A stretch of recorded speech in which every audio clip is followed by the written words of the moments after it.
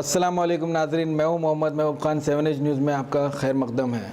शहर हैदराबाद में मौजूद नीलोफर हॉस्पिटल में किसी ने अचानक 2 दिन की बच्ची का अगवा कर लिया। पेश है इस मामले में 7 एज की ये रिपोर्ट। सन 1949 में प्रिंसेस नीलोफर के नाम पर एक दवाखाना वजूद में आया था जिसका नाम नीलोफर हॉस्पिटल रखा गया है, जो आज भी मरीज़ों में सेहत व आफियत बांट रहा है।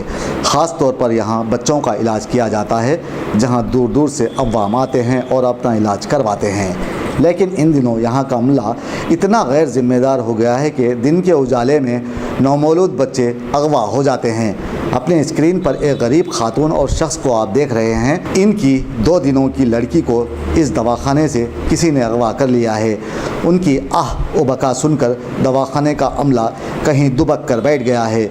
कोई सामने आने के लिए तैयार नहीं है। मीडिया के कैमरों का कोई भी सामना नहीं करना चाहता। यहाँ मौजूद वार्ड बॉय और गर्ल्स मरीज़ों के साथ अछूतों जैसा सलूक करने में काफ़ी शोहरत रखते हैं।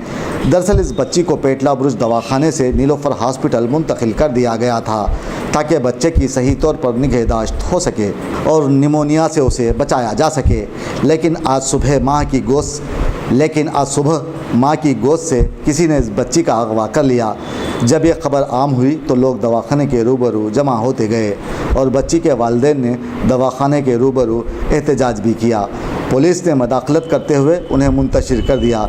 लेकिन यहाँ हुकूमत को सोचने की ज़रूरत है कि ये कौन हैं जो बच्चों के अगवा में मसरूफ़ अमल हैं। क्या डॉक्टर्स, वार्ड बॉयज़ की ये साजिश है? अगवा कुनिंदान से ये लोग मिले हुए हैं? किस तरह कोई अनजान शख्स या खातून दवाखाने में दाखिल होकर किसी बच्चे का अगवा कर सकती हैं?